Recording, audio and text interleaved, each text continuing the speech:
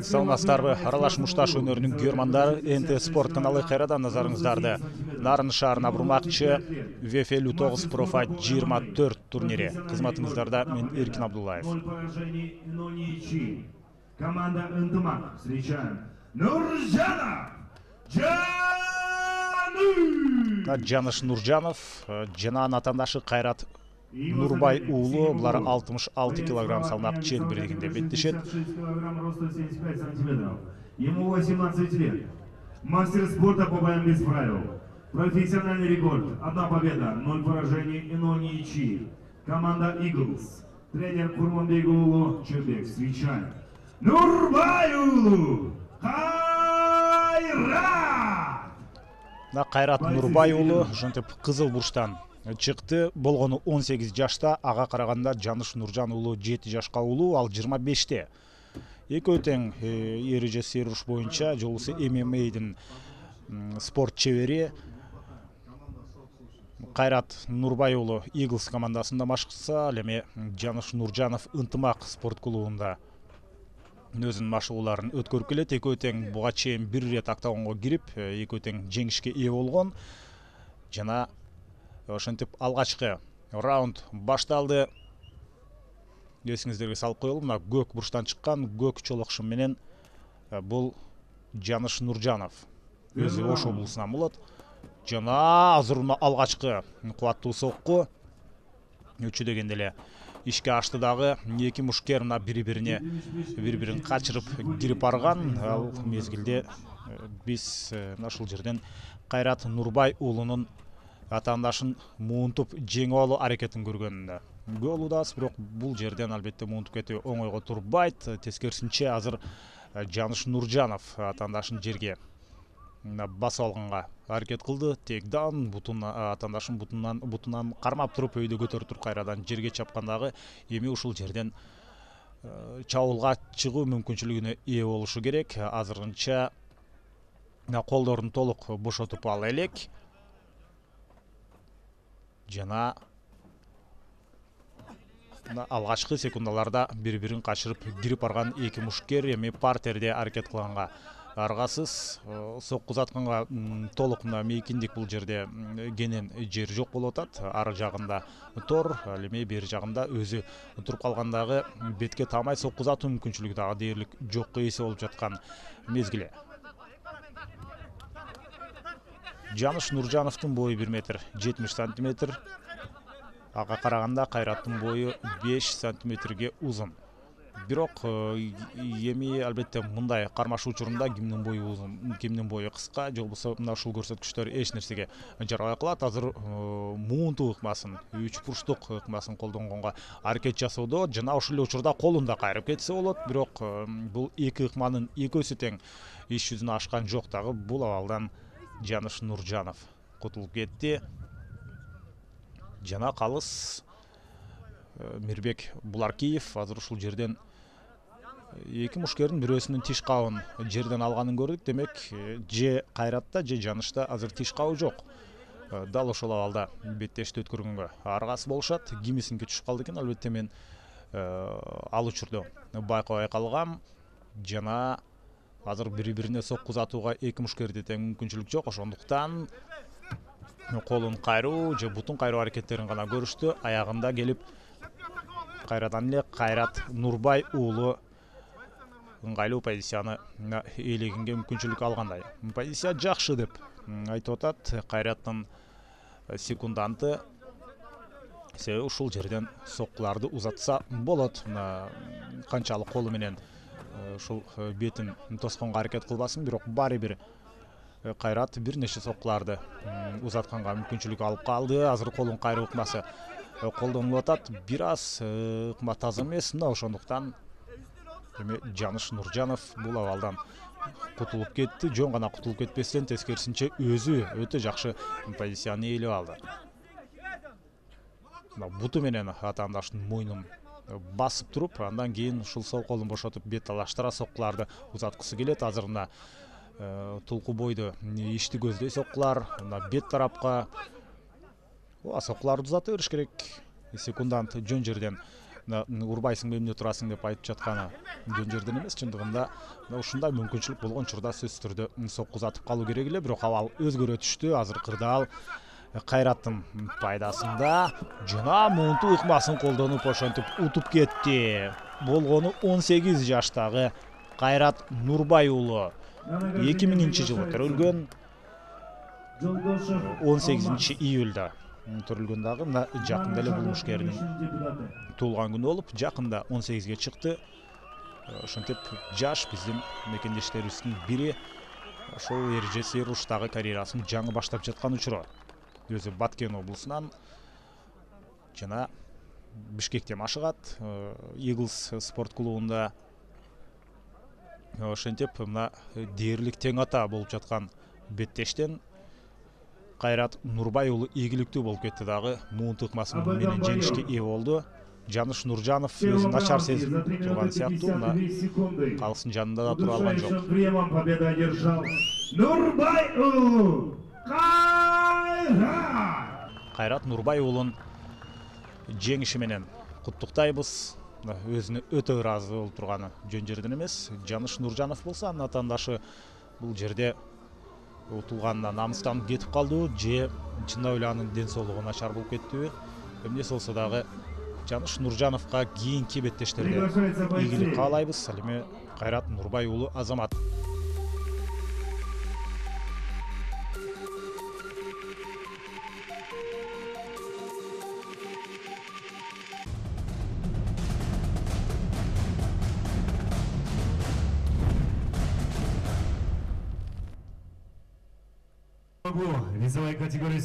Кезектеги жұп 77 килограмм салмак чендирдигинде өзбекстандык жана кыргызстандык мушкер октагондун ичинде. Одно поражение и 0 ничьи. Команда Ахмат. Тренер Кадыров Надыр, Узбекистан. Мамаджаев. Мамиджан.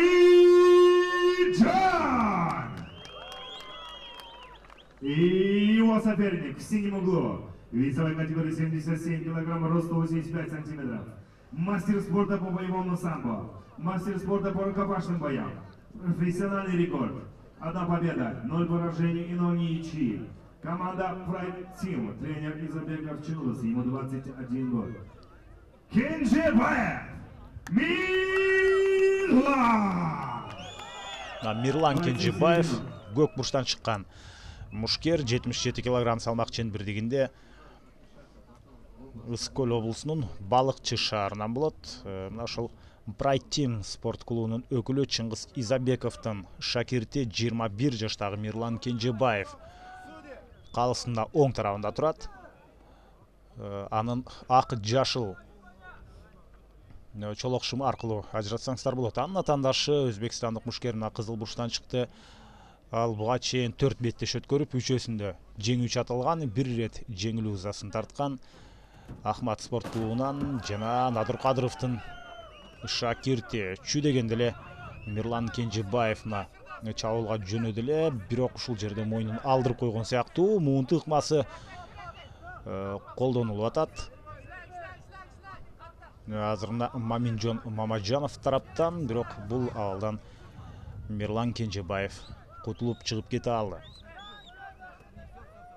Мирлан Кенжебаев жолкердик самбо боюнча спорттун чебери, кармаш урушу боюнча спорттун чебери. Азыр мөндүрдөй жаадырган соккулар бир каптал менен толук атаандаштын эки колундагы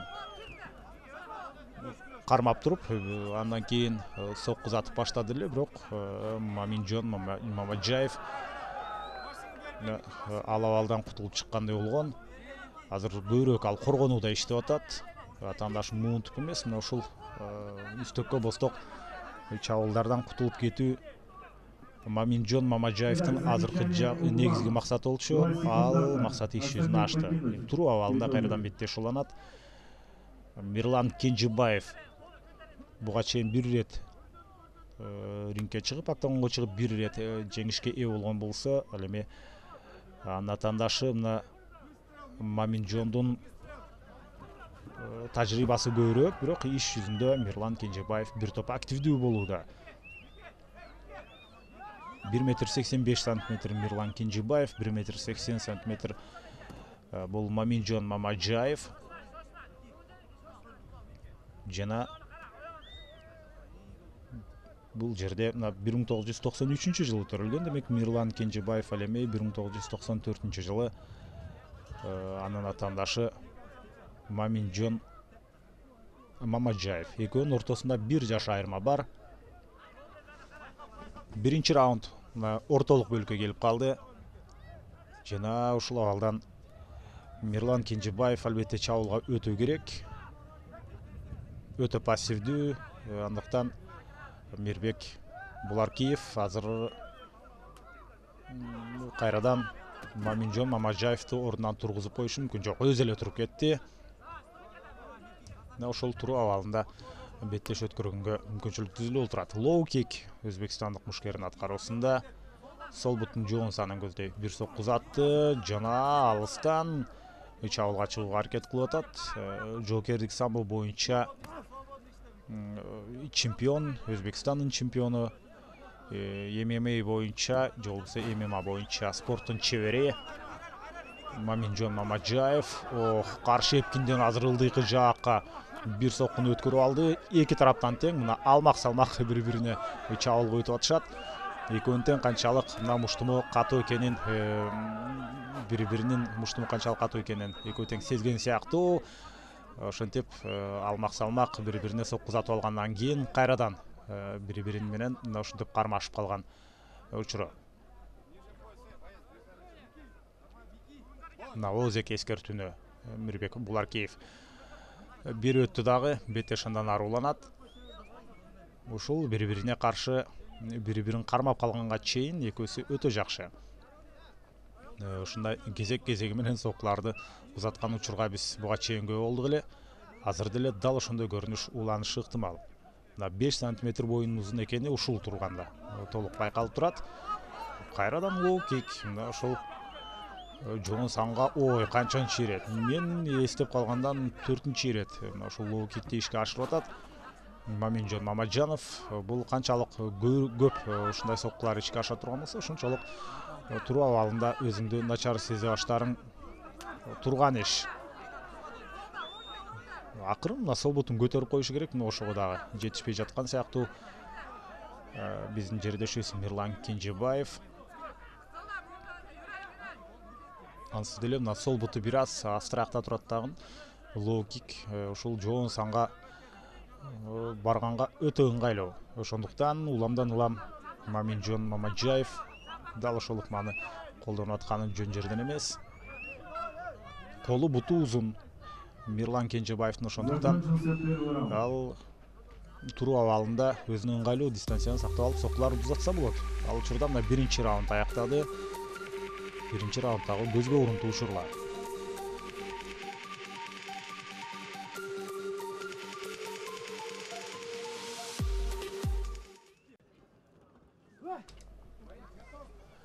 Экинчи 5 мүнөттүк башталып атат. Жана ал учурда Маминжон Мамаджаев өзүнүн баштыруучусунан өзгөчө кеңештерди алган сыяктуу, өзүн бир топ активдүүрөөк алып жүргөнгө аракет кылып, анын да сырткы көрүнүшүнөн дымагы байкалып турат. Бирок албетте атаандашы оңой жоо эмес, ошондуктан канчалык бул беттеште жеңишке ээ болгусу келгени менен кирип барып, сокку узатып, атаандашты кармап кеткенге азырынча мына аракети иш жүзүнө ашпай жатат деп айтсак болот. Мирлан Кенжебаев болсо жөн гана Маминжон Мамаджаевди күтүп турат. Мынтип күтүп тура бере турган болсо, дагы бир нече ирет ушул лоу кик ыкмасын өткөрүп алышы ыктымал. Азамат кирип барды, жана оң кол менен бир таамай сокку. Эгерде дал ушундай сокку ылдыйкы жаакка тие турган болсо, анда азыр Маминжон Мамаджаев бир топ кыйын абалда калмак.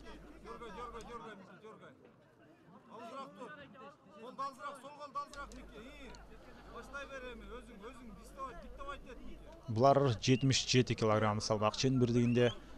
Андыктан буга чейинки Жаныш Нуржанов менен Кайрат Нурбай уулундукундай өтө активдүү беттешти көрө алган жокпуз. Биринчи раунддун алгачкы мүнөттөрүндө гана бири-бирин качырып кирип барган болбосо. Мирлан Кенжебаев биринчи номер менен иштейм деп, тескерисинче өзү азыр ыңгайсыз абалда калды. Маминжон Мамаджаев азыр позициясын жакшыртып атат.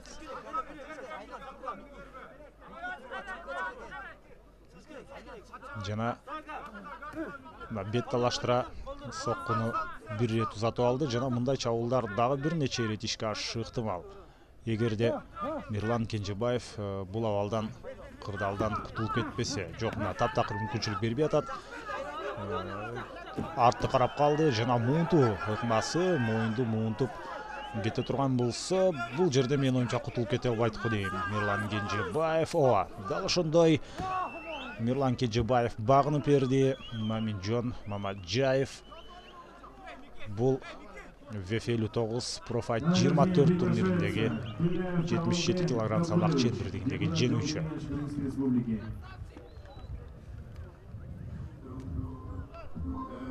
Азыр болсо мына расмий чечим канча убакытта соңуна чыкканын Кайрат Мусаевдин айтуусунда угуп алалы. За 23 секунды, за 2 минуты 23 секунды удушающим приемом победу одержал Мамаджаев Маминжон.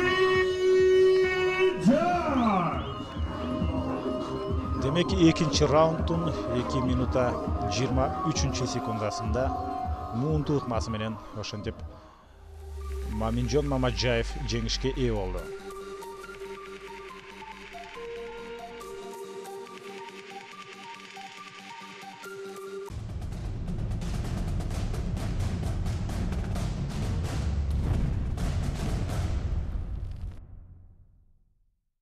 Поприветствуем бойцов аплодисментами. Полчаса дозаңыздар. Азыр кезектеги жоп 66 кг салмактагылар Исламидин Тойгонбаев менен Максат Акмолдоев. Кызыл бурчтан чыккан мушкер бул Исламидин Тойгонбаев. 0 поражений и 0 ничьих. Команда Төлөс, тренер Ураймов Жаныш. Встречаем. Тойгонбаев Исламидин. Жана анын атандашы көп бурчтагы мына Максат Акмолдоев сиздердин назарыңыздарда. Нарын облусунан профессиональный рекорд. Одна победа. Бою 1,79 сантиметр. Команда Нарын. Ему 26 лет. Акмолдоев Максат Акмолдоев ал көп бурчтан чыгып ак сары өңдөгө чолокшу менен октагондо ал эми кара кийимчен кызыл бурчтан чыккан бул Исламидин Тойгонбаев Ош облусунун Ноокат районунан өзү медициналык колледжде окуган ошол жаш спортчу 20 жашка чыкты. 1998 жылы 26 ноябрда төрөлгөн. Бою 1,77 сантиметр, максаттыкы 1,79, андыктан бойлорунун узундугу дээрлик бирдей. Жаш курагы боюнча 6 жаш айырма бар. Максат Акмолдоев бул албетте бир топ жаш уулу 26да. Ой, азыр чүйдөгенде эле мына ушундай бири-бирин алгач акмалап чалгындап бара жаткандай көрүнгөн. Андан кийин сокку бут менен сокку узатылды. Исламидин Тойгонбаев биринчи номер менен иштеп атат. Ал Жаныш Урайымовдун шакирти Төлөс спорт клубунда машыгып келет. Азырынча ал өзүнө ишенимдүү. Жокердик самбо боюнча Кыргыз Республикасынын чемпиону Исламидин Тойгонбаев атандашын акырындап артка чегинтүү менен келе жатат. Жана Максат Акмолдоев ал эреже сейруш боюнча спорттун чебери.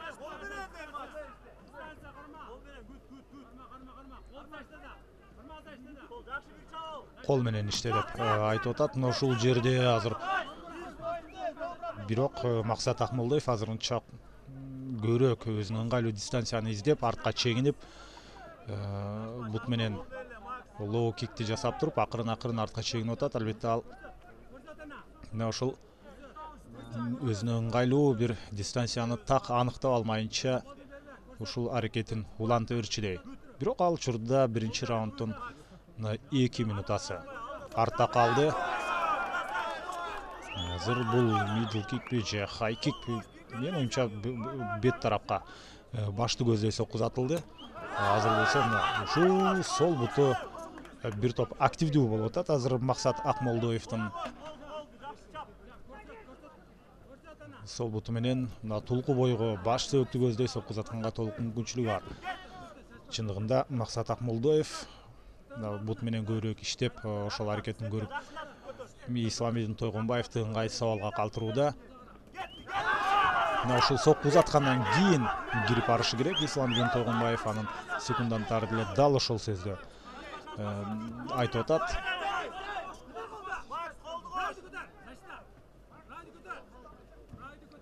Исламидин Тойгонбаев буга чейин бир ирет октагонго чыгып жеңишке ээ болгон жана Максат Акмолдоев деле дал ошондой. Экөөндө тең бирден жеңиши бар. Эл аралык дараждагы жеңиштери жана экинчи ирет ошентип булар VF 59 Profile 24 турниринде өздөрүнүн күчүн сынап жаткан учуру. Мына Нарын шаарында акырындап кеч кирип, мына түштө башталган беттеш азыр караңгы киргенде дагы уланып атат. Ошентип булар кечээ күнү таразага түшкөн болчу. Ал мезгилде атандашына кирип барып бурчка такап туруп, андан кийин белден кармап сол тизе менен жерге жыккан. Тизе дейсиз же жамбаш аралаш тизе менен Исламидин Тойгонбаев Максат Акмолдоевди жерге жаткырып алды.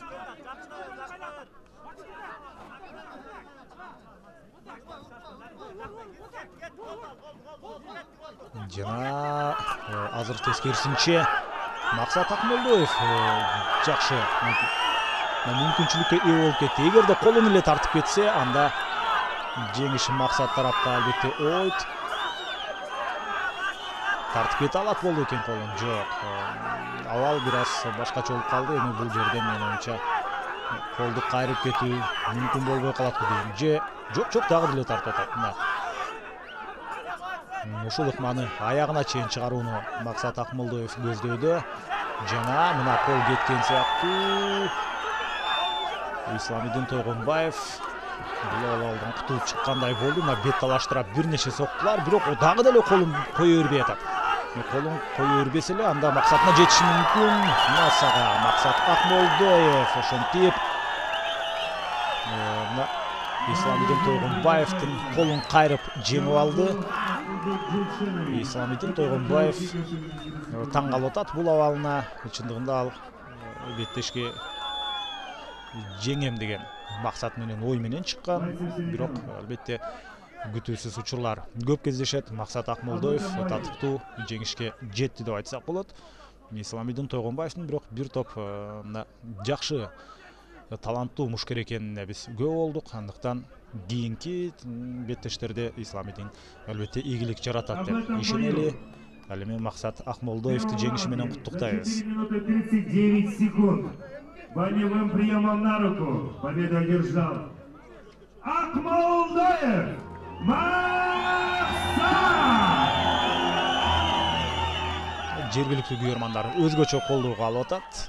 Бул албетте түшүнүктүү. Себеби VF 59 Global Pro Fight 24 турнири мына ушул Нарын шаарында болуп аткан учуру. Максат Акмолдоев болсо ушул Нарын облусунун кулуну.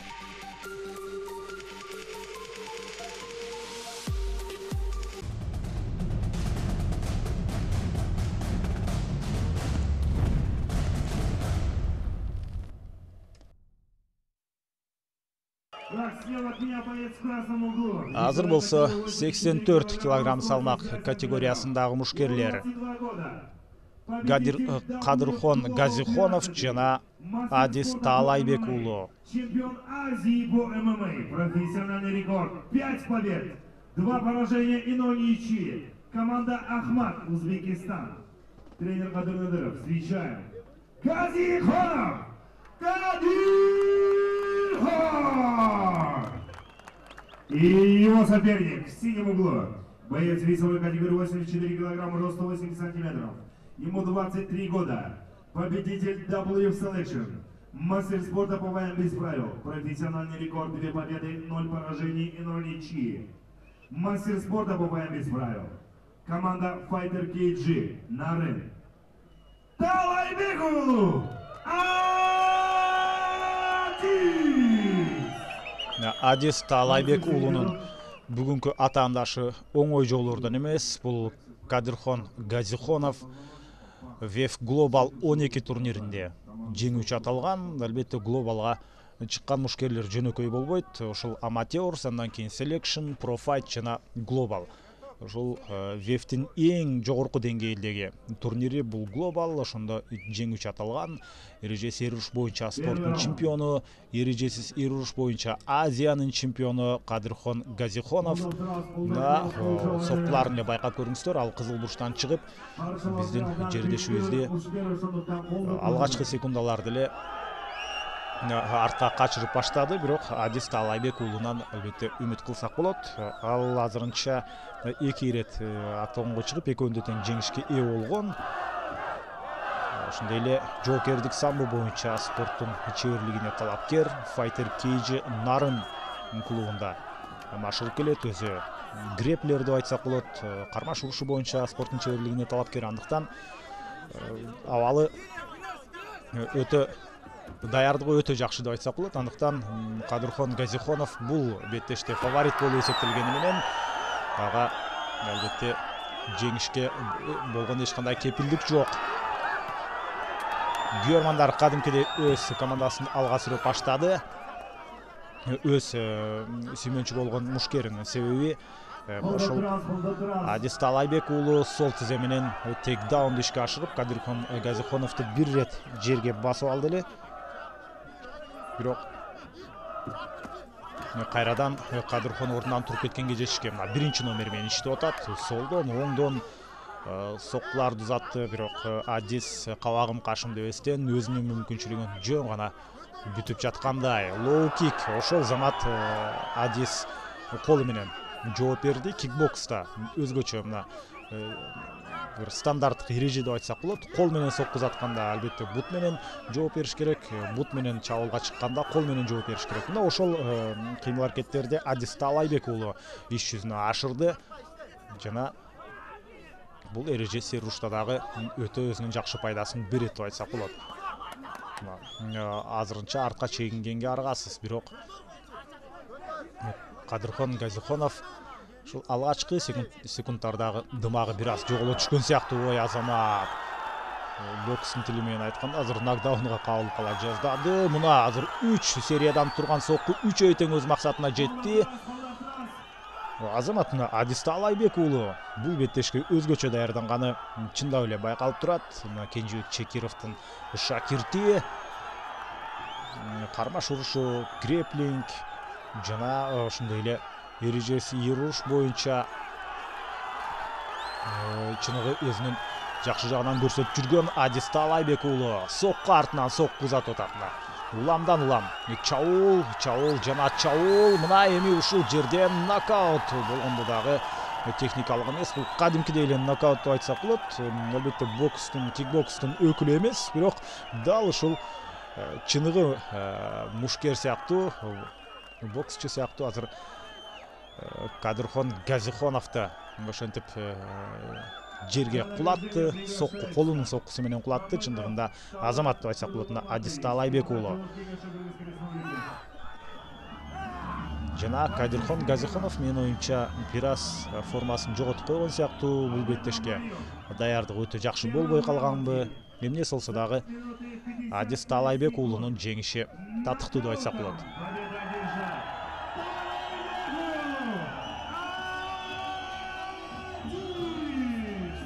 Адис Талайбек уулу чындап мына Кыргызстандын желегин желбиретип жаткан учуру германдардын да кадимкидей көңүлүн көтөрдү деп айтсак болот. Себеби Кадырхонду мына ошол эрежеси уруштун германдары жакшы билет. Бир топ ушул VEF-тин алкагындагы беттештерге чыгып жүргөн. аны ушинтип Адистал Айбек уулу колунун соккусу менен жерге кулатты дагы. Кыргызстандын желегин ушинтип ишенимдүү желбирет жаткан мезгили Адистал Айбек уулун жеңиши менен куттуктайбыз. 23 жаштагы биздин мекендешибиз дагы далай ирет Кыргызстандын намысын ири турнирлерде коргойт деген албетте ниетибиз бар.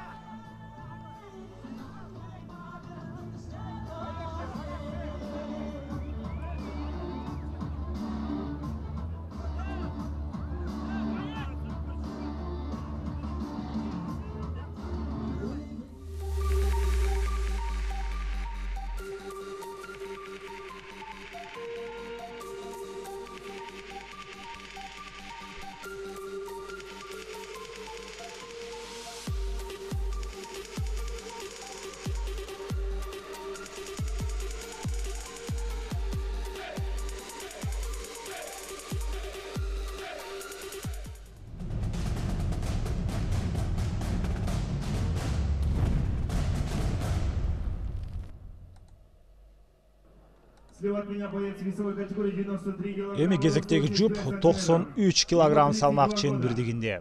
Демек эң оор салмактагылар бүгүнкү ошол 59, ВФ 59 жана ошондой эле Профайт 24 турнириндеги жұптардын ичинен эң оору. Команда Айкөл Манас. Ашмалиев Исламбек. Ашималиев Исламбек. Сиздердин назарыңыздарда көк бурчтан чыкты. Анын атаандашы Кубанычбек Токтомуратов. Мастер спорта по валидуда, мастер спорта по ММА, профессиональный рекорд. 1 победа, 0 поражений и 0 ничьи. Команда Кыркчоро. Ему 26 лет. Токтомуратов Кубанычбек. Бойцы в середину. Кубанычбек Токтомуратов ак кийимчен, кызыл бурчтан чыккан, ал эми көк мээлей менен Исламбек Ашималиев. Исламбек Ашималиев валидудо боюнча спорттун чебери, күрөш боюнча Кыргызстандын чемпиону, ошондой эле самбо боюнча спорттун чебери. Бою 1,85 м. Көк мээлейчен Исламбек Ашималиевдин ал эми анын атаандашы Кубанычбек Токтомуратов 1,70 м. Экөөнүн боюнун айырмасы 15 см. Андыктан бул албетте беттеште өзүнүн таасирин бериши ыктымал. Бирок салмактары албетте бирдей 93 килограмм. Исламбек Ашималиев 32 жашка чыгып калды. Кубанычбек болсо 26да. Кубанычбек дагы валидудо боюнча спорттун чебери болуп эсептелет. Азыр башы менен торду сүзүп алганга Кубанычбек аргасы болду. Кубанычбек Токтомуратов Ош облусунан. Ал эми Исламбек Ашималиев Карабалта шаарында жашайт. Бул деле мына Айкөл Манас Эрем дегенине караганда мына ушул Ош облусунун кулуну болсо керек. Машыктыруучу болсо Нургазы Амиракулов. Жана Исламбек Ашималиев өзүнүн активдүүлүгүн бир аз болсо да көрсөтүп атат. Ошонсо дагы Кубанычбек Токтомуратовдун азырынча абалы начар эмес, кадимкидей тең ата беттешти өткөрүүдө. Кубанычбек Кыркчоро спорт клубунун өкүлү. Буга чейин дал ушул Кыркчородон мушкерлер чыкты. Бирок алар ийгилик жарата алган жок. Булардын салмагы 93 килограмм болгондуктан албетте өтө активдүү беттешти гонг жаңыргандан баштап аягына чейин өткөрүү бир аз татаалыраак. Бирок ошентсе дагы биз бир топ кызыктуу беттешке азыр күбө болуудабыз. Кубанычбек Исламбектин мына бутуна жабышты дагы азыр жерге жыгып алуу аракетин көргөн жатат. Исламбек Ашималиев 8 беттеш өткөрүп, 4-өсүндө жеңүүчү аталган, төртөөсүндө жеңил узасын тарткан. Азыр колун кайрып кеткенге аракет жасап атат. Өзү далысы менен жерде жатканына карабастан Кубанычбектин колун кайрганга аракеттер бар, бирок бул позициядан колду кайруу үчүн бир аз башкачараак колдонушу керек болот. Жана ушул жерде Кубанычбектин колун кайрып кете алат болду экен. Исламбек дал ошондой мына колун кайрып ошентип бир аз өзгөртү дагы. Ийгиликти өз пайдасына чечип кетти Исламбек Ашымалиев. Мына сиздердин назарыңыздарда кара торусунан келген Нургазы Амиракуловдун шакирти Айкөл Манас Ирем спорт клубунун өкүлү. Мирбек Буларкиев азыр ошол Исламбек Ашымалиевдин колун көтөрмөкчү. Победа одержал Ашмалиев Исламбек! Исламбек Ашмалиевди жеңиш менен куттуктайбыз. Кубанычбек Токтомуратов татыктуу каршылык көрсөтүп аткан, бирок ушул колун алдырып койгондон кийин ал кырдаалдан чыгып кете алган жок. Күйөрмандардын колдоосун күтүп атат. Себеби ошол октогонго кирип ийгиликке жетүү албетте анын артында көптөгөн эмгек турары белгилүү.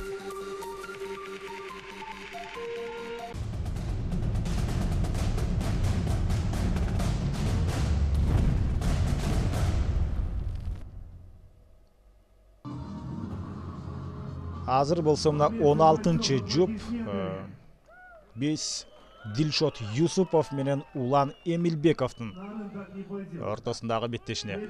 Ортосунда беттешке болобуз.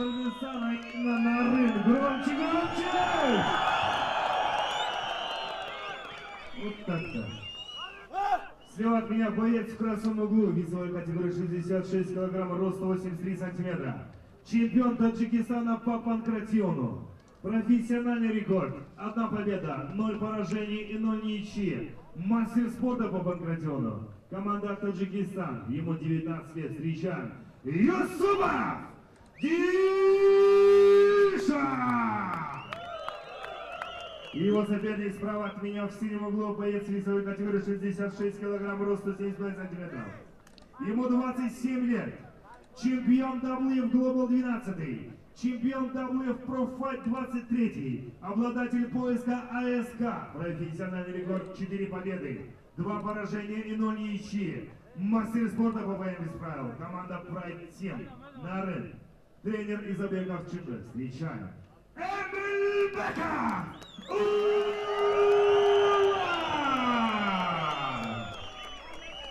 Бойцы в середину. Улан Эмилбеков бул дагы бизден Эрежеси Руштун күйөрмандары үчүн бир топ тааныш мушкерлердин бири.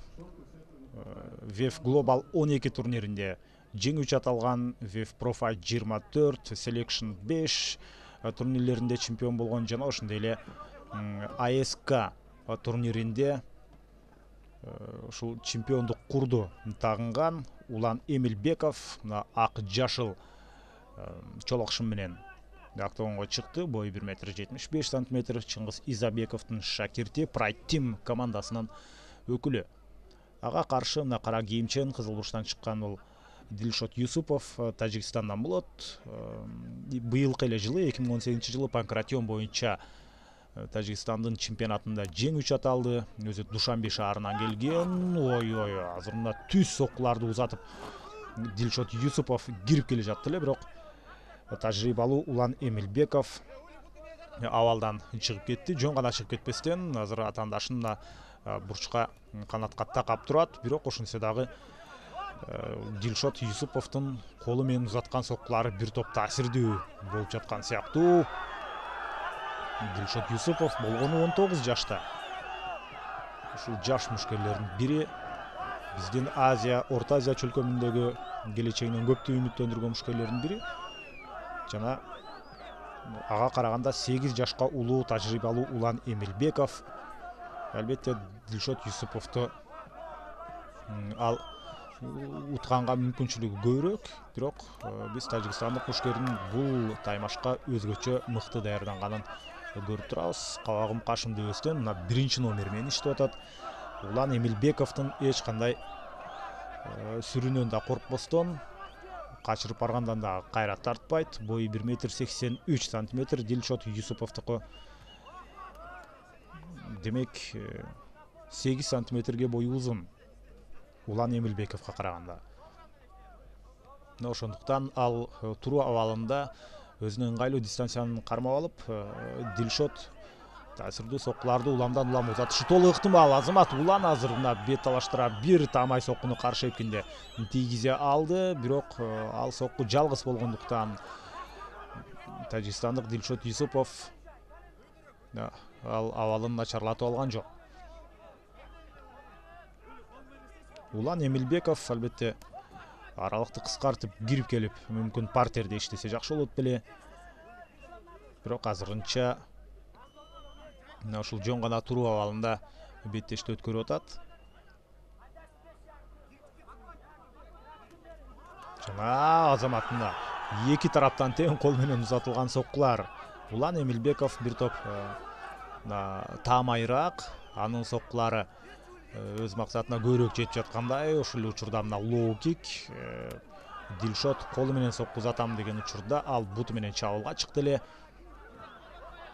Жана азыр далысы менен жерде жатып калган Улан Эмилбековду кадимкидей төпөштөп салганга Дилшот Юсупов аракет кылып атат. Рахмиддин Кондов аттуу тренердин машыктыруучунун шакирти Дилшот Юсупов физикалык жактан өтө жакшы даярданган экен. Жада калса мына тердеп да койгон жок. Биринчи раунд соңуна жакындап келе жатат.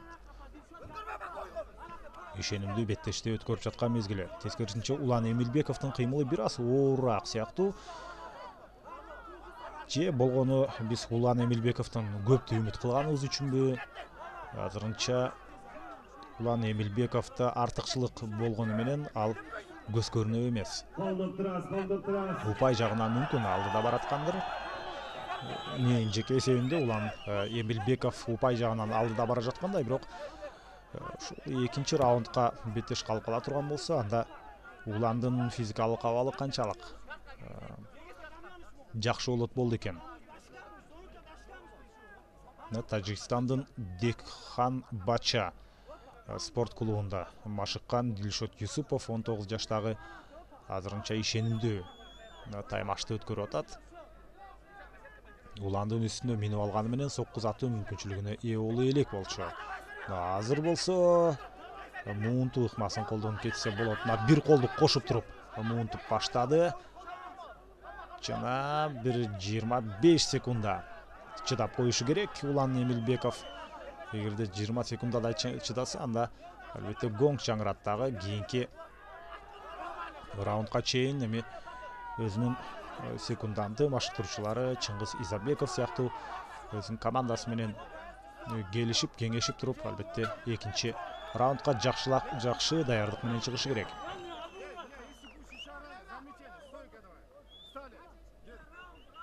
Эскертүү берип атат. Мен оюмча манжаларын кармап алды окшойт. Мен толук түшүнгөн жокмун. Азыр Дилшот Юсуповго Мирбек Буларкиев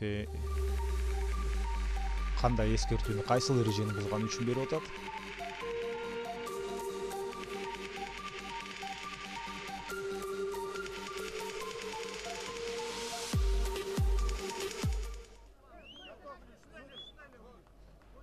Второй раунд.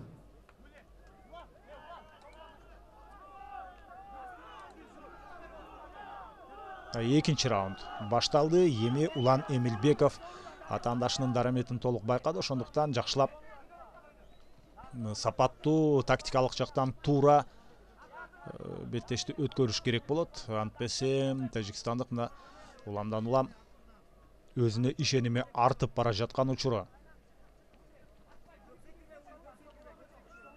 Көп секирбей деп атат. Мына уламдан улам ушул туруу абалында ары бери секирип атканда мына бутун жерге жакыныраак кармап, салмагын жерге салып туруп ийгилик жаратышы керек. Килем бир аз суу болуп калган экен. Мына ошону сүртүп коюуну Улан Эмилбеков суранды. Себеби ал жерде бут тайып кетиши ыктымал. Мына ушул канчалаган машыгууларды артта калтырып, анан октогонго чыкканда сууга бутуң тайып кетип жеңилип калсаң, албетте андан өткөн өкүнүчтүү нерсе жок болуш керек. Ошондуктан мушкерлерге бардык шарттар түзүлгөн. Азыр кирип бара жаткан учурда мына белден өтө жакшы кармады. Тейкдаунду сөзсүз түрдө ишке ашыруу керек. Улан Эмилбеков Дилшотту мына жерге басып алды. Эми ушул жерден иштеп калса өтө жакшы болот эле. Акырындап позициясын өзгөрттү. Каптал жагында болсо, эми мына ортолук бөлүккө өттү дагы. Ушул жерден жабылга чыкканга аракет кылыш керек. Булардын салмагы 66 килограмм экенин эсиңиздерге салабыз. Жана мына ушул 66 килограмм негизинен бокста эмес, мына ушул эрежеси серурушта бул жеңил салмак болуп эсептелет.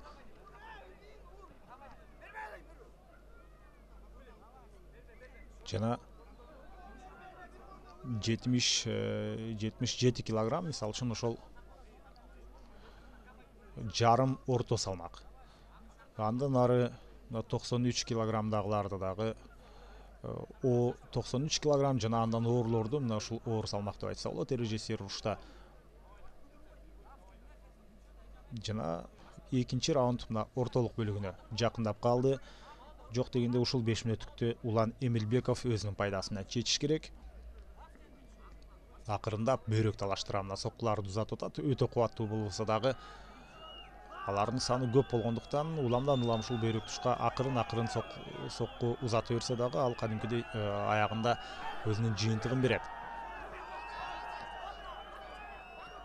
Мындай абалдан ийгилик жаралбаарына Улан Эмилбековдун көзү жеткен сыяктуу, ошондуктан мындан дагы абалды курчутууну ал көздөп жатат. 1991 жылы 4 декабрда төрөлгөн Улан Эмилбеков азыр 27 жашта. Дилшоттон 8 жашка улуу. 6 беттеш өткөрүп, мына 4-өсүндө жеңүүчү аталган Улан Эмилбеков. Тажрыйбасы албетте мол деп айтсак болот. Жана ушул экинчи раундда беттешти соңуна чыгарып салууну көздөгөн Улан Эмилбеков азыр абалды бир нече ирет курчутканга аракет жасады. Бирок баарында Дилшот Юсупов кырдаалдан чыгып кетип атат. Ой, жамбашты ишке ашыра албайт, тескерисинче Улан Эмилбеков өзү мына партерге далысы менен жатып калды дагы. Азыр чындыгында Дилшот Юсупов жакшы позицияны ээлеп турат.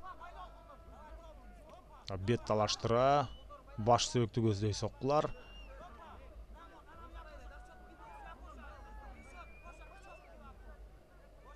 Ал мезгилде экинчи раундтагы соңуна жакындап калды. Биринчи раунддун акыркы минутасында дагы ушул Улан Эмилбеков ыңгайсыз абалда калган. Экинчи раунддун дагы акыркы минутасында дал ошондой абалда калып атат. Бул кокустук эмес, кандайдыр бир системдүү түрдөгү ушул учурбу, маанилүү учурбу деген албетте суроо жаралбай койбойт. Өтө начар абалда Улан Эмилбеков муунту ыкмасына түшүп калган сыяктуу. Мына бир колду ийиктен ылдый моюнга өткөрүп туруп, экинчи колун азыр кошкон атат Дилшот Юсупов.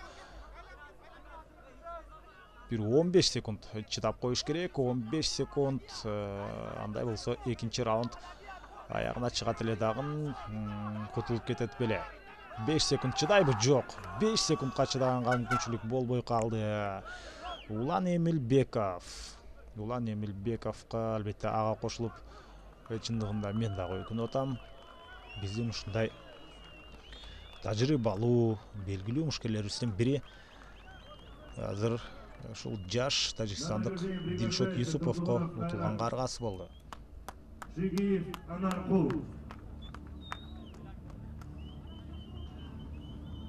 Об этом бою во втором раунде за 4 минуты 59 секунд удушающим приемом победу одержал Юсупов Дилшот.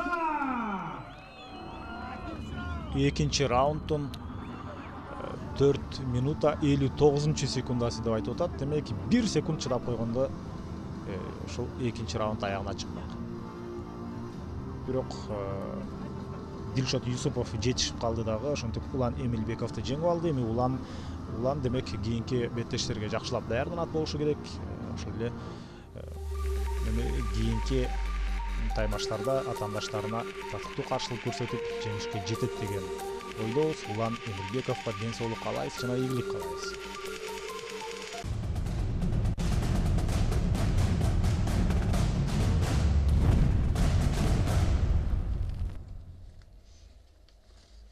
Приветствую бойцов аплодисментами. Урматтуу аралаш мушташ өнөрүнүн күйөрмандары, эсиңиздерге салуу өтөлү, бул Нарын шаарында ВЕФ 59 Профайт 24 турнири. Биз ошентип 17-чи жупка жетип келдик. Азыр Жавахир Умирзаков менен Умар Сүйүнов. Умирзаков! Жавахир! И его соперник в синем углу. Весовая категория 71 килограмм, роста 79 сантиметров. Ему 22 года. Победитель WF Selection. Победитель TFC-1, TFC-2 и SFC. Профессиональный рекорд. 2 победы, 1 поражение и 0 ничьи. Мастер спорта по ММА. Команда Fighter KG. Сойюнов! Умар! Бойцы в середину. Умар Сүйүнов, кыргызстандык мушкер, ал көк бурчтан чыкты. Жана атаандашы Жавахир Умирзаков, өзбекстандык 22-де, Умар Сүйүнов да 22-де. Умар Сүйүнов Баткен облусу Сүлүктөй шаарынан, бирок азыр өзү Бишкекте жашап, мына ушул машыгууларын Бишкек шаарында Fighter KG клубунда өткөрүп келет. Биринчи раунд башталды. Умар Сүйүнов ВЕФ Selection жана TFC-1, TFC-2 жана CFC турнирлеринде ийгилик жараткан. Азыр булардын беттеши өтө динамикалуу түрдө өнүгүп атат. Булардын салмагы 71 килограмм экенин эске алалы. Жана азыр атаандашынын артына өтүп кеткенге Умар Сүйүновдо мүмкүнчүлүк болду. Бирок мойнун алдырып койбойт болду экен. Өзүн кайсы абалда калып калбаса деген тилек. Жана Жавахир Умирзаков бул Надыр Кадыровдун шакирти Ахмат спорт клубунан. Ахмат спорт клубу албетте өтө белгилүү жана көптөгөн мыкты мушкерлерди чыгарган. Ошондуктан биздин бул жуптагы мекендешибиз дагы оңой жоого туш келген жок. Умар Сүйүнов буга чейин 3 рет октагонго чыгып, экөөсүндө жеңүүчү аталган. Жана Умар Сүйүнов ошентип далысы менен жерде турган учуру.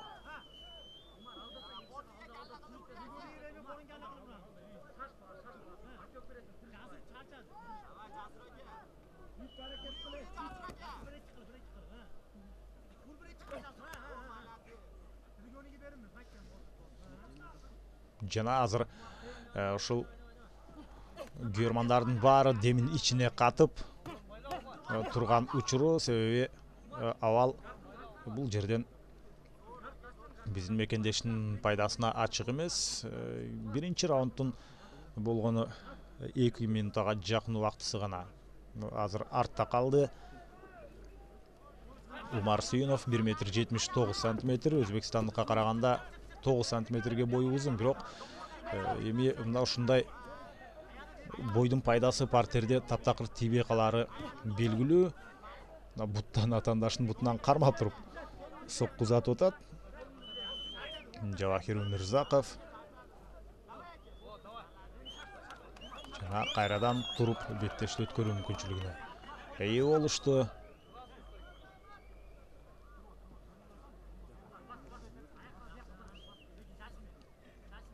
Биринчи номер менен Улар Сүйүнов иштегиси келип, акырында атаандашын артка чегинтүүгө аргасы кылып атат.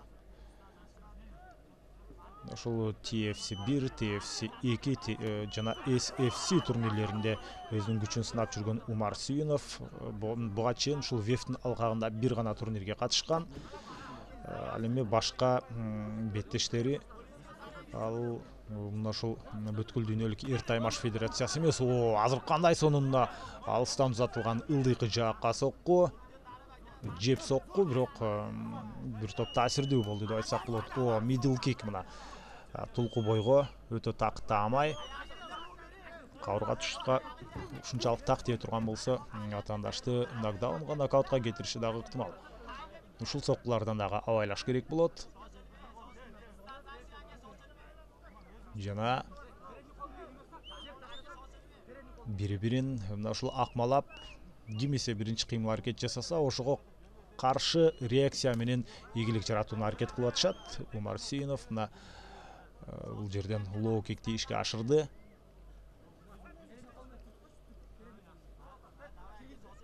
Акырын ушул колду созуп туруп, андан кийин чабуулга чыгууну буйруп атат.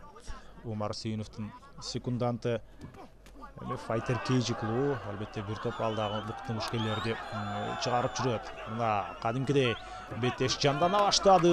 Азыр ушул бир нокаут жыттанган соккуну узатты эле, бирок ал тийбей калды.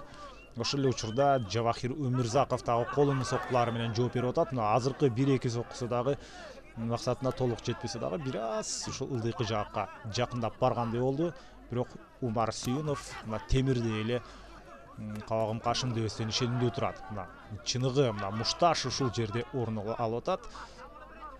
Эми гана партерге которулду. Бул эки мушкер. Ал учурда биринчи раунд аягына жакындап калды. Андыктан бул жерде кайсыл бир мушкер азыр упай чогулта алат деп айтуу кыйын. Болгону 10 секундка жакын чыдап коюш керек дагы. Биз эми эки мушкердин ортосундагы экинчи раундту көрө тургандай болуп калдык. Өтө кооз, көзгө толумдуу, көрөрмандардын чындап да кычуусун кандыра турган беттешти усунуштоодо экөө.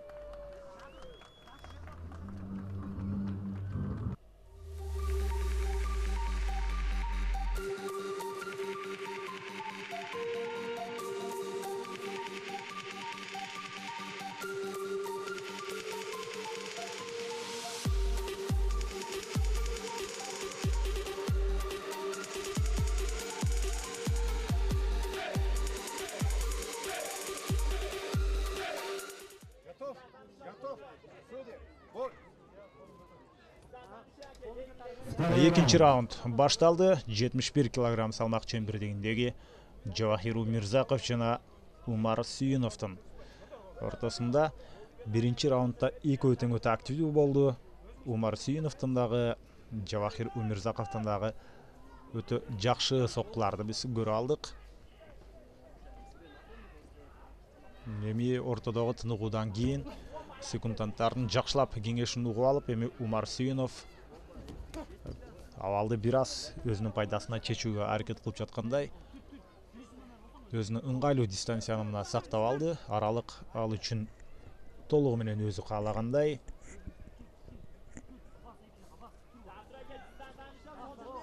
Биринчи номер менен иштеп атат. Ал эми Жавахир Өмүрзаков атаандашын каршы эпкинден кармагысы келет.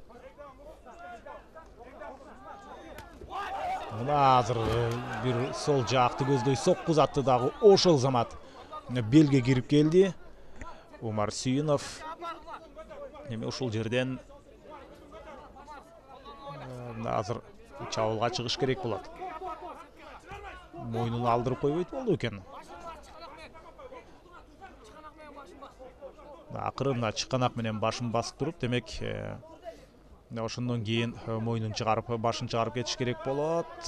Муунту ыкмасы мен оюмча бул жерде ишке ашпайт го дейм.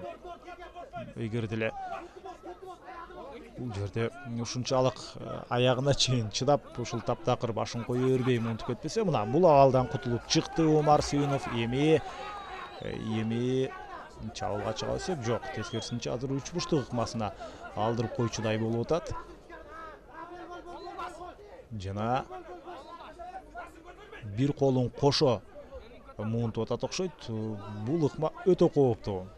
Түз эле Жавахир Өмүрзаковду жеңишке жете элей турган ыкма колдонулуп атат, бирок мекендешибиз Умар Сүйүнов азырынча багынып бере элек.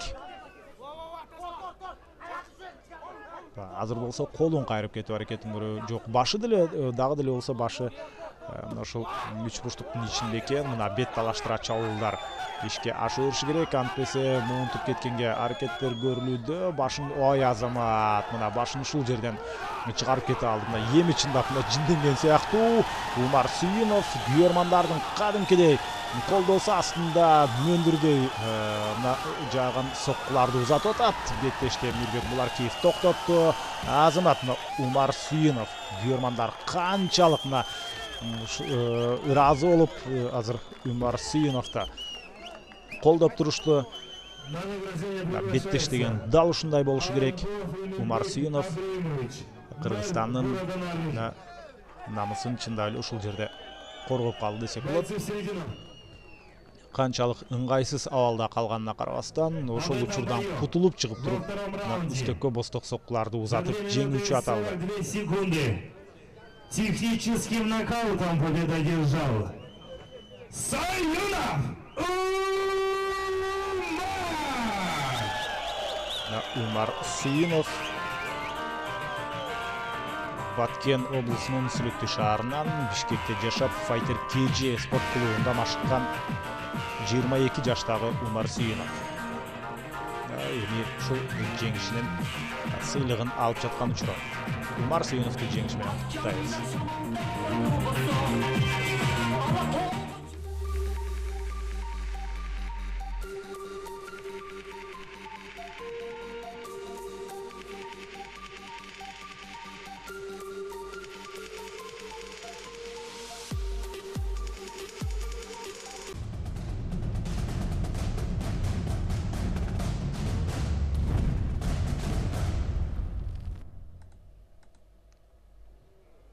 Слева от меня боец в красном углу, весовой категории 66 килограмм, роста 7 сантиметров.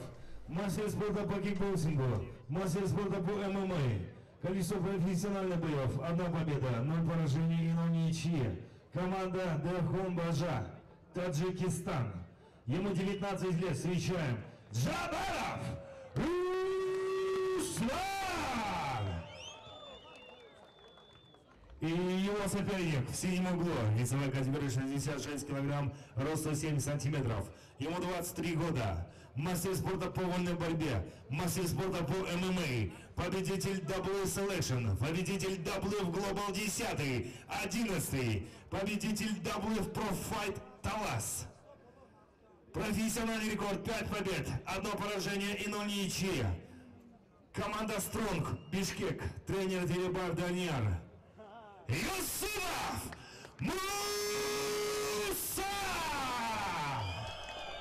Муса Юсупов сиздердин назарыңыздарда көк бурчтан чыккан мушкер. Ал эми ак кийимчен кызыл бурчтан Руслан Жабаров чыкты. Булардын салмагы 66 килограмм. Экөөнүн тең боюн узундугу бирдей, 1 метр 70 сантиметр. Руслан Жабаров өзбекстандык кикбоксинг боюнча Өзбекстандын чемпиону жана ошондой эле спорттун чебери болсо биздин мекендешибиз Муса Юсупов. Ал VF Global 10 жана 11 турниринде жеңүүчү аталган. Биздин белдүү мушкерлерибиздин бири VF Pro Fight Таластагы VF Pro Fight'та жеңүүчү аталган. Ой, азыр мына өзгөчө ыкманы ушул жерде колдонуп кеткенге аракет кылды эле Руслан Жабаров, бирок Муса Юсупов мына ушул абалда ийгиликтүү болуп чыкты дагы. Азыр мына атаандаштын артына өтүп алып соккуларды узатып атат. Муса Юсупов Стронг спорт клубунун өкүлү Данияр Телебаевдин шакирти, 23 жашта. Ал эми Руслан Жабаров 19да. Муса Юсупов буга чейин 6 беттеш өткөргөн, ошонун 5-өсүндө жеңүүчү аталган.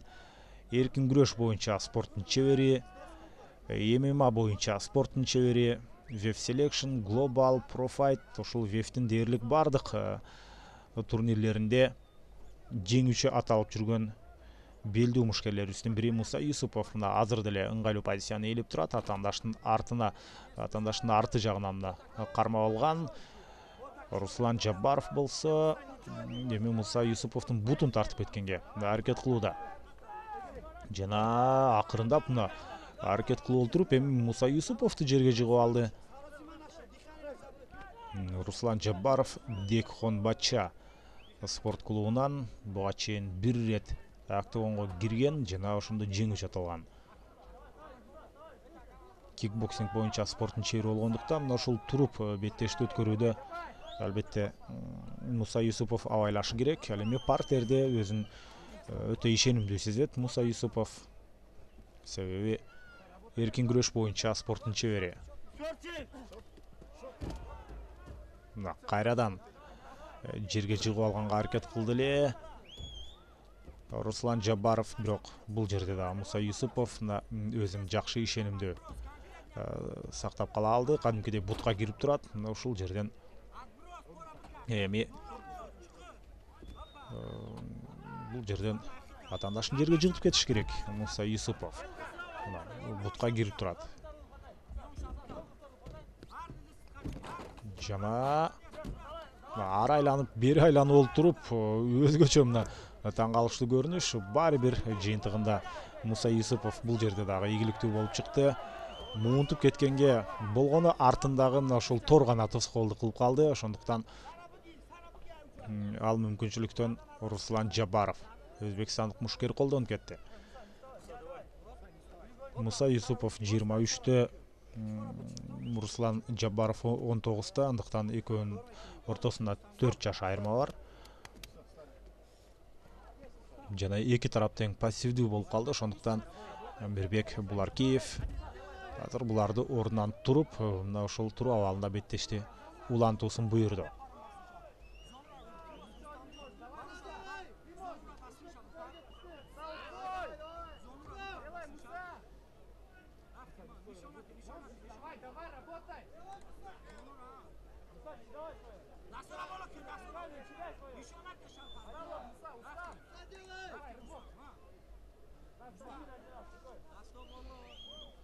Беттеш бир аз жайлап калды. Анткени алгачкы минуталарга булар бир топ көп күч сарпталды окшойт. Эми ошол бир аз демин басып алып, азыр кайрадан чабуулга Муса Юсупов чыгарынан эч кандай шек жок.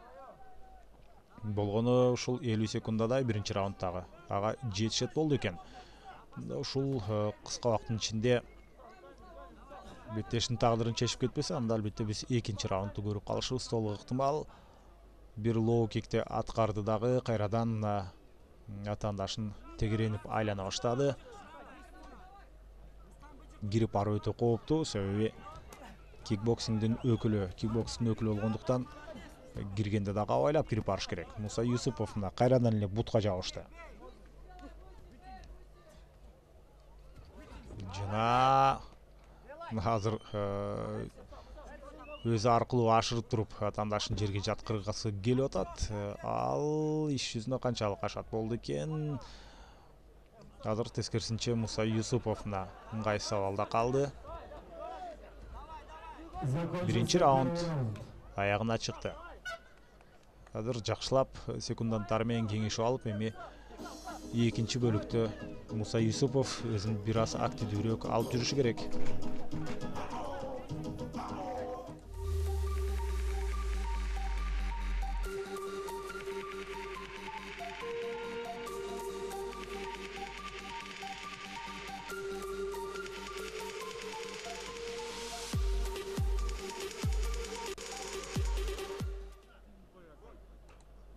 Второй раунд.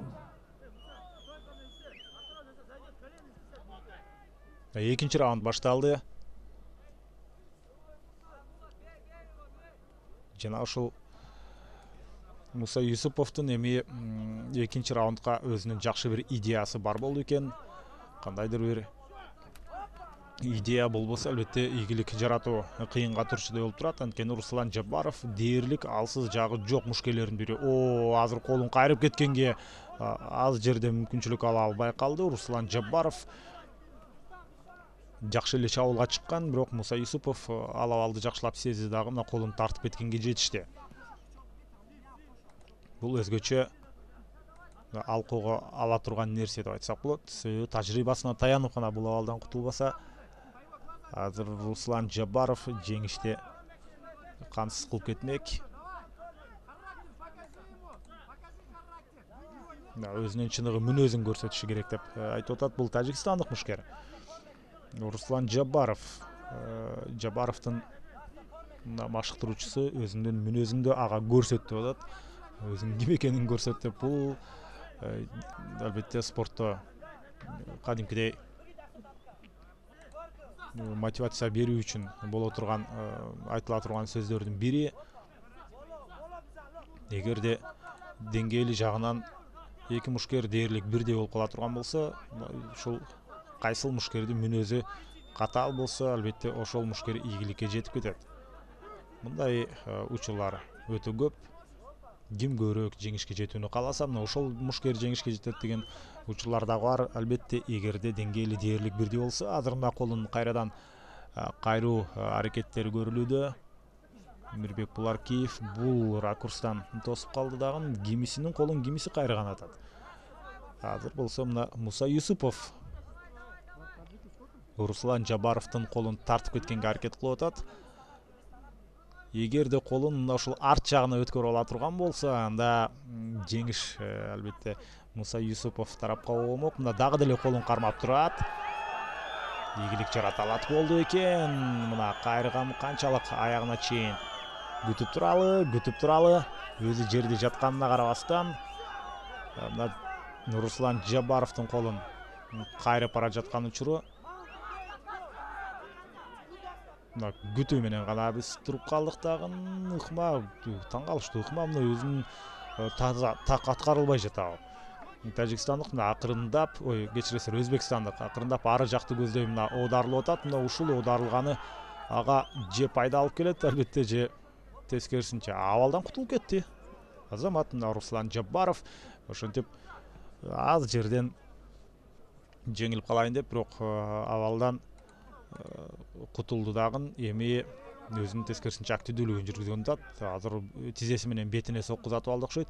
Жок, Руслан Жабаров негизинен бетине тизе менен чабуулга чыгам деген эмес. Болгону ал өзүнүн тең салмагын сактоо үчүн ушул тизесин жылдырганда Мирбек Буларкиев ага эскертүү берди. Веф глобалда тизе менен соккузатса болот да, бирок Веф профайтта ага уруксат берилбейт.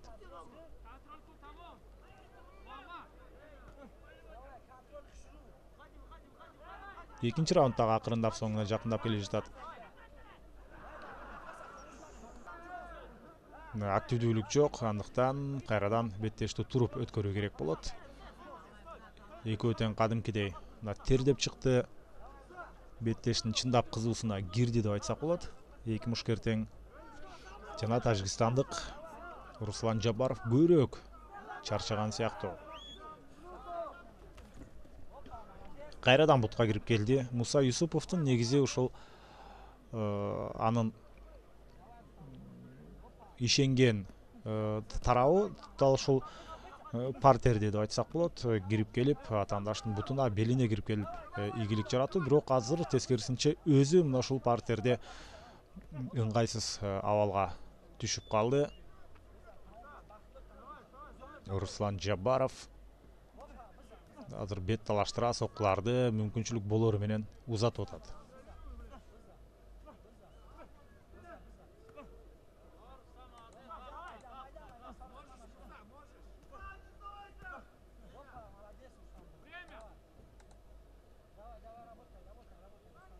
Экинчи раунд эле аягына чыгып калды. Эки мушкер тең чарчап чалыкты. Мына карап көрсөңүздөр, ордунан туруп, эми ушул секунданттарынын көмөгүн алып келгенге дагы буларда ал жок сыяктуу. Азыр ушул эркинин күчтүүлүгү менен гана беттешти улантып атышат деп айтсак болот.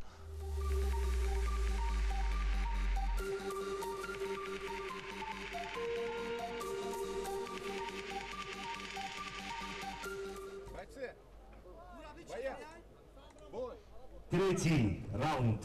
Үчүнчү раунд башталды ал учурда.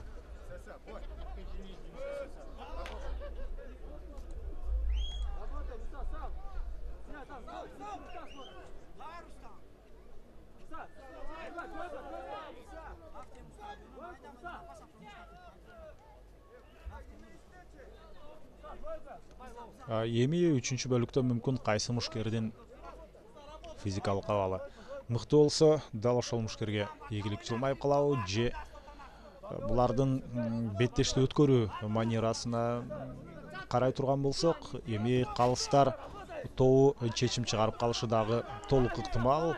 Биз буга чейинки мына ушул нарында өтүп жаткан VF 59 Pro Fight 24 турниринде буга чейинки бир дагы беттеш ошол аягына чейин чыккан жок. Бүгүнкү бөлүктө, биринчи жарым бөлүктө албетте калыстар тобу чечим чыгарган учур болду эле, бир тең чыгууга. Анда күбө болгонбуз. Андыктан бул беттеште дагы азыр калыстар өзүнүн чыныгы жумушун иш жүзүндө ашырып калышы ыктымал. Эки мушкердин бирөөсү албетте жеңишке жетпесе, калыстар тобу гана чечим чыгарат. Каптал калыстарын демек эсиңиздерге салып өтөлү. Ринат Саякбаев өзү VF-тин алкагында беттештерге чыгып жүргөн мушкер. Ал каптал калысы болуп кызмат аткарып атат. Ошондой эле Жакшылык Байтереков, улуттук даражадагы калыс, андан сырткары Адамалы Осмоналиев бар. Бул эл аралык даражадагы калыс. Мына ушул калыстар тобу бул беттештеги мушкерлердин кыймыл аракеттерине көз салып турган учуру.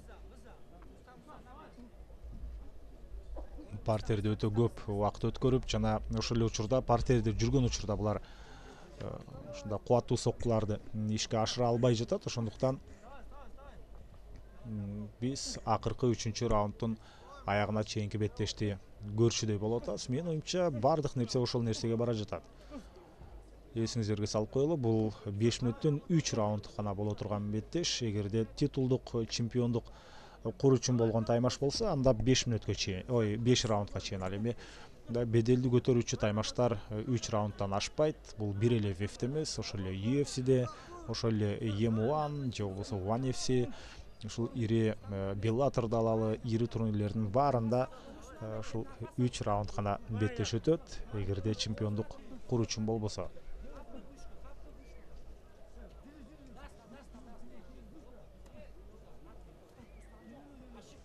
Соккулардын да кубаты кетип калды. Азыр тажикстандык мушкер мына бөйрөк талаштыра бир аз соккуларды узатып атат. Азыр андай нерсени Муса Юсупов сезчүдөй түрү жок. Эми эки мушкердин бирөөсү жеңишке ээ болсо, же колун кайрып кетип, же болбосо муунтуу ыкмасы менен эле утпаса, мына ушундай соккулардын, колдун соккусунун күчү менен жеңишке жете турган учурду биз дээрлик көрбөй тургандай болуп калдык. Азыр муунт канатат. Жок, активдүүлүк жок. Туруп беттешти өткөрүү керек. Себеби таймаштын кызыктуулугу бир топ кетип калды. Күйөрмандар дагы акырын тынч туруп калды эле. Мына Кайрат Мусаев аларды жамдуураак күйөрмандык кылууга чакырып атат. Себеби эреже серуш негизинен шоуга көбүрөөк жакын спорттун түрлөрүнүн бири. Ошондуктан күйөрмандар албетте күн санап, ай санап өсүп келет. Эреже серушта акыркы минута жана андан кийин бул беттештин тагдыры чечилет. Муса Юсупов дагы өтө катуу чарчап калган экен. Руслан Жабаров болсо, ал экинчи раунд башталган учурда эле чарчап чалыккан болчу. Муса Юсупов жөн гана дем алгансып, эс алып аткансып жатып алып, эми тажикстандык мушкердин мына башын ылдый каратып алды эле. Муса Юсупов байкап турат. Азыр тажикстандык тарап, өзбекстандык кечирсиз, улам Тажикстанда болуп атам. Өзбекстандык мушкерден эч кандай кооптуу жагдай жок. Колун кайрып кеткенге аракет кылып атат. Мына сол колун Муса эми ушул колду кайрып кете албайт. Ал тескерисинче азыр Муса өзү кандайдыр бир ыңгайсыз абалга түшүп калбаймбы деп ойлонушу керек. Ал учурда 3-чү раунд эле эмес, жалпы бул беттеш аягына чыкты. Эми калыстар тобу чечим чыгарат. Ждем решения бокалов судей. Бойцы по углам.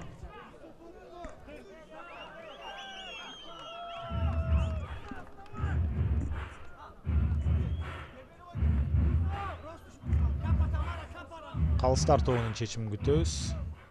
Чындыгында демек Руслан Джабаров бул тажикстандык мушкер экен. Со счетом 2-1. Победа присуждается Джабаров Руслан Джабаров ошентип 2-1 эсебинде жеңиш ыйгарылды. Чындыгында мына тажикстандык мушкер Өзбекстандык тоткон болсом, ал үчүн албетте ак жоп башта деп коеюн. Руслан Джабаровду жеңиш менен куттуктайбыз. Муса Юсупов бул абалга калыстар тобунун чечимине чейин эле албетте жеңишти өз пайдасына чечип кетсе болмок. Бирок ийгилик ошентип мекендешибиз Муса Юсуповго жылмайбай калды. Чемпион Таджикистана по боксу. Чемпион Таджикистана по рукопашным боям. Количество профессиональных боев. 1 победа, 0 поражений и 0 ничьи. Мастер спорта по рукопашным боям. Команда Таджикистан. Встречаем Тошоев Парвиз. И его соперник в синем углу. Весовая категория 93 килограмм, рост 82 сантиметра. Многократный чемпион Кыргызской республики по грэпплингу, чемпион Азии по грэпплингу, чемпион Кыргызской республики по ММА, профессиональный рекорд 5 побед, 2 поражения и 0 ничьи. Мастер спорта по грэпплингу, команда Fighter KG, Кыргызстан. Ему 30 лет. Омарзахов Бексултан.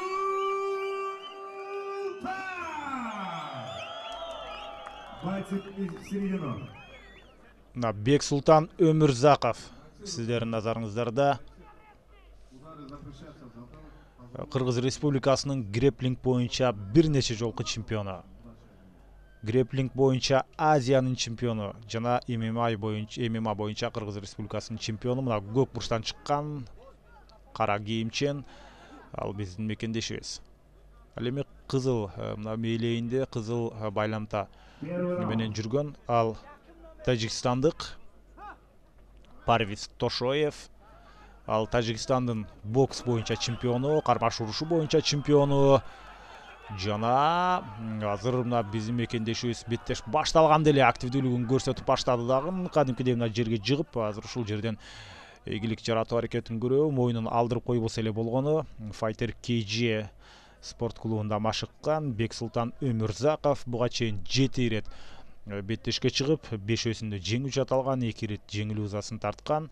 Бексултан Өмүрзаков өтө ишенимдүү беттешти өткөрүп атат. Азыр 93 килограмм салмактагы мушкерлер жана тажикстандык мушкердин салмагы бир топ оорураак болуп кеткен экен. Жок, экөөнүн салмагы бирдей эле. Экөө тең 93 килограммда. Бойлорунун узундугу дагы дээрлик бирдей. Бексултан Өмүрзаковдугу 1.82, Парвиз Тошоевдики 1.80. Бексултан дагы деле активдүүлүгүн көрсөтүп атат. Жана азыр кандай ыкманы бул жерде колдонуп атат. Башын кошуп туруп, мына ушул жерде кайрып кетүү муунту, өзгөчө ыкма. Таң калыштуу Бексултан Өмүрзаков азаматына. Ушинтип тажикстандык Парвиз Тошоевге көп деле мүмкүнчүлүк калтырган жок. Беттеш башталган учурда эле ушул башынан баштап аягына чейин өзүнүн мыктылыгын көрсөттү. 30 жаштагы Бексултан ошентип 23 жаштагы тажикстандык Парвизди жеңип алды.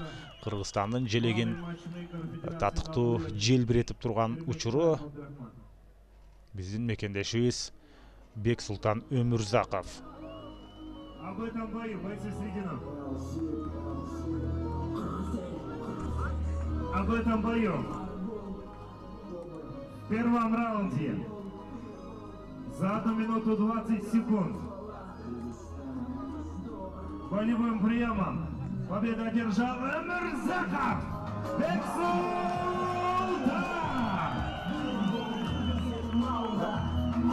Дээрлик 1,5 мүнөттөй керектелди Бексултан Өмүрзаковго. Ошол учурда ал тажикстандык Парвиз Тошоевдин эсебин тапты дагы. Ийгилик жаратты. Бексултан Өмүрзаковду жеңиши менен куттуктайбыз. Тилек Жээнбеков мына октагонго чыкты. Тилек Жээнбеков ошол бизде агайуу жана ошондой эле Өзбекстандык Азия аюусу болгон мушкерлерди уткан Проценканы жеңген биздин оор салмактагы мушкерибиз. Ошол Бексултан Өмүрзаковду азыр куттуктап октагонго чыкты.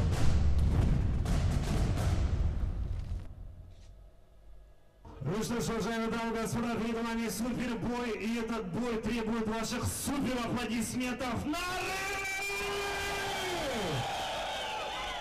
Вот так-то. Слева от меня боец.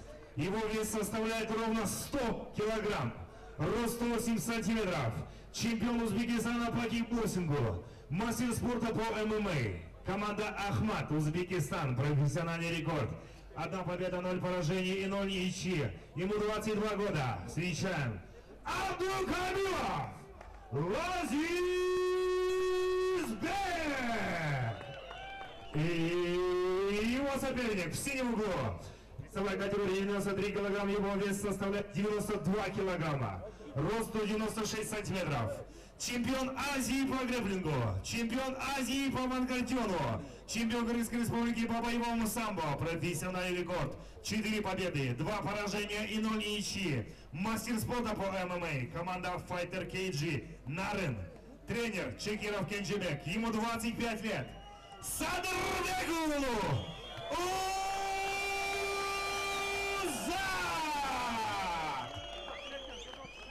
Так, боковые судьи, минус 1 балл бойцу красного глаза перевес. Бойцы в середину.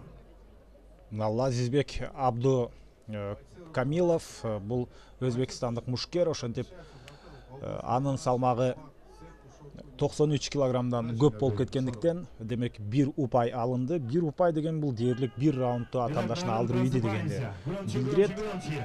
Эгерде беттеш акыркы 3-чү раунддун акыркы гонкуна чейин боло турган болсо, анда Узак Сабырбек уулуна албетте бир топ пайда деп айтсак болот. Бирок Узак Сабырбек уулу ага чейин эле аягына жеткирбей ийгилик жаратканга аракет кылат.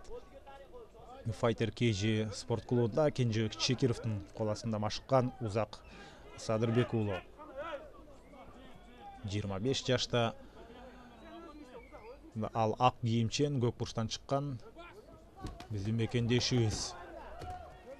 Ал эми Өзбекстандын кикбоксинг боюнча чемпиону Лазизбек Абдукалимов, азыр болсо Абдукамилов активдүүлүгүн көрсөтөм деп, бирок ал партерде мына жерде далысы менен калып отурат. Узак Садырбек уулу буга чейин 6 таймаш өткөргөнгө жетишкен, ошонун 4-өсүндө жеңүүчү аталган. Азыр Узакты кадимкидей колдоого алып баштады. Тилек Жээнбеков арт жакта туруп алып кадимкидей өзүнүн кеңешин берип атат. Тилек Жээнбеков дагы дал ушул 93 килограмм салмак чендирдигинде беттешет. Андыктан ушул өзүнүн салмагындагы Кыргызстандагы дагы бир нече мушкерлерди даярдап атканы албетте бул өтө жакшы. 1,96 сантиметр бул Узак Садырбек уулунун боюнун узундугу. Мына ушул ак кийимчен, ал ак чолокшу менен чыккан биздин мекендешибиздин бою дээрлик 2 метрге жакын. Ашыкча салмак жок, таптакыр жалаң гана булчуңдан турган, тарамыштан турган Узак Садырбек уулу азыр мына жерге отуруп калган каргасы болду, бирок бул абалдан эртерээк кутулуп кеткенге аракет жасашы керек. Кутулуп чыккан сыяктуу. Ошентсе дагы Лазизбек Абдукамилов ал абалды көзөмөлдөн чыгарбай турган учуру болчу. Кандай сонун тейкдаун, көтөрүп туруп, өзүнүн салмагын кошуп туруп Лазизбекти Узак жерге чапты. Азыр эми акырын башын чыгарып алыш керек болот. Кайрадан көтөрүп чапкан табы. Албетте ар бир тейкдаундун өзүнүн упайлары бар. Мына дагы бир рет жерге чыкты. Мына оң тарапты көздөй дейт. Мына оң тарапты акырын артта биз ошентип Кенжебек Чекировдун активдүү кеңештерин көрүп атабыз. Бул ирет артка өттү. Узак Садырбек уулу албетте бул жупта фаворит экени билинип турат. Узак кадимкидей беттеш башталгандан бери өзүнүн үстөмдүгүн жокко чыгара элек. Бет талаштыра чабуулдар Лазизбек Абдукамиловго өтө ыңгайсыз учур. Бул абалдан кантип тутулуп кетет болду экен.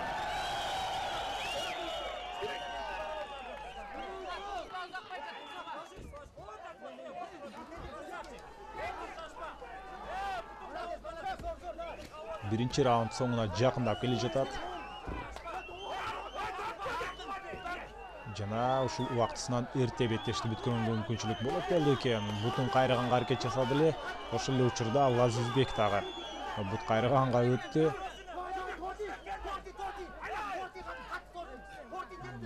Ушул жерден бутту кайрып кетиши мүмкүнбү? Менин оюмча мүмкүн эмес. Бирок Тажикстандын Өзбекстандын кечирисиңер секунданты мына ушул аягына чейин бутун кайрып кетүүсүн өтүндү эле, бирок ал иш жүзүн ашкан жок. Албетте мындай жерден бут кайрып кетүү оңой эмес. Кайрадан чабуулга чыкты Узак Садырбек уулу. Жокердик самбо боюнча Кыргызстандын чемпиону, греплинг боюнча Азиянын чемпиону, панкратион боюнча чемпион Кыргыз Республикасынын ошол жалаң чемпиондук наамдарды алып жүргөн Узак Садырбек уулу азыр дагы ушул чемпиондук беттешти сунуштап атат.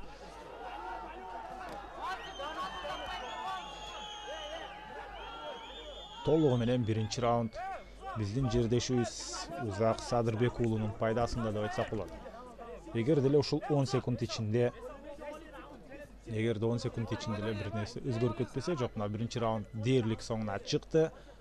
Гоңду күтүп атат эки мушкер тең, мына гоң жаңырды.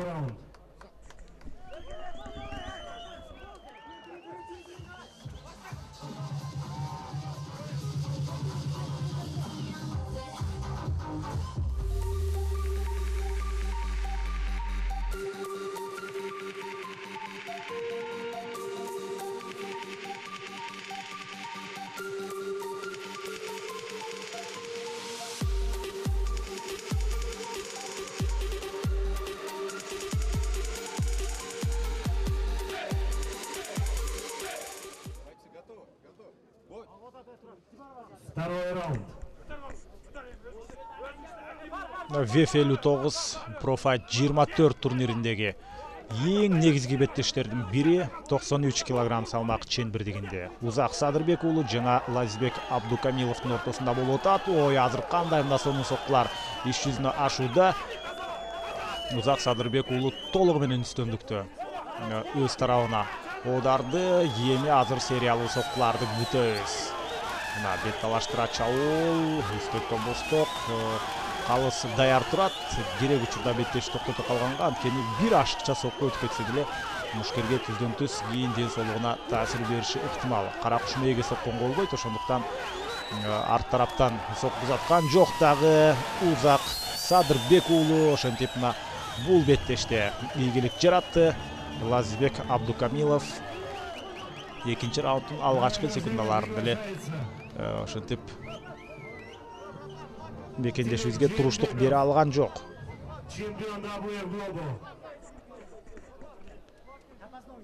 Ушул VF Global турниринин оор салмактагы жеңүүчүсү дал ушул чемпиону Тилек Жээнбеков. Ал өзү октогонго чыкты.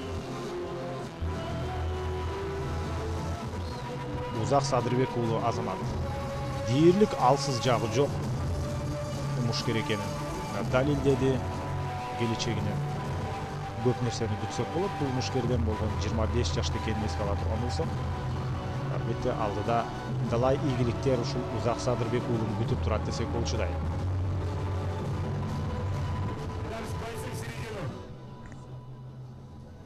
Бойцы в середину.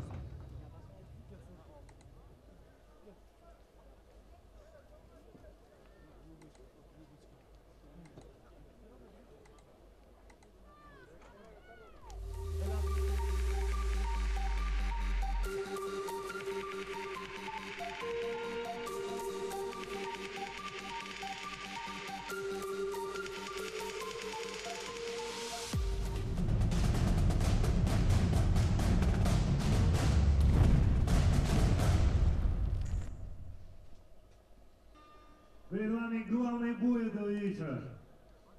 Нарен, бурные аплодисменты бойцам. Громче! Слева от меня боец в красном углу, весовой категории 77 кг, рост 185 сантиметров. Ему 20 лет. Чемпион Узбекистана по ММА. Профессиональный рекорд: 1 победа, 0 поражения, 0 ничьи. Мастер спорта по ММА. Команда Ахмат, Узбекистан. Эркинов Санджарбек. И его соперник в синем углу. Весовая категория 77 кг, рост 76 сантиметров. Ему 24 года. Чемпион WF Global 11. Чемпион WF Global 12. Чемпион мира по жек-пэ-жек. Профессиональный рекорд: 5 побед, 1 поражение и 0 ничьи. Мастер спорта по ММА. Команда боец, тренер Токтоунов Эмиль.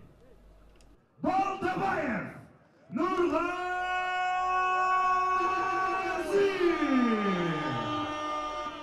Мына урматтуу мекендештер, ушундай эле аралаш мушташ өнөрүнүн күйөрмандары, ошентип чемпиондук куруу үчүн болгон беттеш башталуу алдында турат. Ваши аплодисменты, волчатруздар. Мына ВЕФ уюмунун 77 кг салмактагы чемпиондук куруу үчүн таймаш Санжарбек Еркинов, өзбекстандык мушкер. Мына калыстын сол жагында, ал эми анын оң жагында турган биздин мекендешибиз Нурғазы Балтабаев. Ал Эмиль Токтогоновдун шакирти, боец спорт клубунун өкүлү. Өзү Ош облусунун Өзгөн районунан болот. Ушу Бишкекте жашап, Эмиль Токтогоновдун, албетте, Эмиль Токтогоновдун кандайдыр деңгээлде ушул чемпиондук дымагын өзүнө алып жүрөт деп айтсак болот. Азыр мына тейкдаун Санжарбек Еркинов өзбекстандыктын аткаруусунда, бирок жерге жөн түшпөстөн Нурғазы Балтабаев өзбекстандык мушкердин мына мойнун кармап түштү. Муунту ыкмасы колдонулуп атат. Ал иш жүзүнө ашып кетиши толук ыктымал. Жана аягына чеңгитип туралы бул абалдан кутулуп кете албай калышы толук мүмкүн. Нурғазы Балтабаев жеңишке жетсе, азыр жетет. Дал ошондой мына Нурғазы Балтабаев беттеш башталган учурда эле ушинтип жеңишке ээ болду. Албетте, бир караганда чемпиондук кур оңой эле мына Нурғазы Балтабаевга өтүп калгандай, чемпиондук кур оңой эле багынып бергендей болгону менен, бирок иш жүзүндө артында көптөгөн машыгуулар бар. Чыныгы спорттук формасында экен. Мына Нурғазы Балтабаев Азамат Global ВЕФ Global 11-12 турниринде чемпион болгон, ошондой эле жекпе-жек боюнча дүйнө чемпионатында жеңүүчү аталган Нурғазы Балтабаев. Азыр Эмиль Токтогонов өзү аны жеңиш менен куттуктап атат. Себеби анын машыктыруучусу ушул Эмиль Токтогонов. Валитудо боюнча спорттун чебери, ошентип 6-чы жеңишине ээ болду Нурғазы Балтабаев. Удушающим приемом победа одержал Балтабаев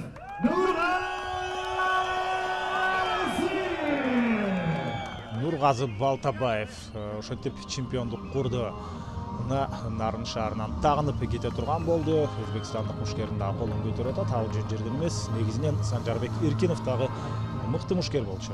Бирок Нурғазы Балтабаев бир жагынан жолдуу болду, экинчи жагынан өзүнүн күчтүүлүгүн далилдеди дагы. Мына Кыргызстандын желеги ошентип желбиреп турган учуру аны Нурғазы Балтабаев желбиретти деп айтсак болот. Урматтуу аралаш мушташ өнөрүнүн күйөрмандары, ошентип ВЕФ 59 Профа 24 турнири соңуна келип жетти. Мен сиздер менен коштошмокчумун. Кызматыңыздарда Эркин Абдуллаев болдум. Кийинки таймаштарда жолукканча саламатта туруңуздар.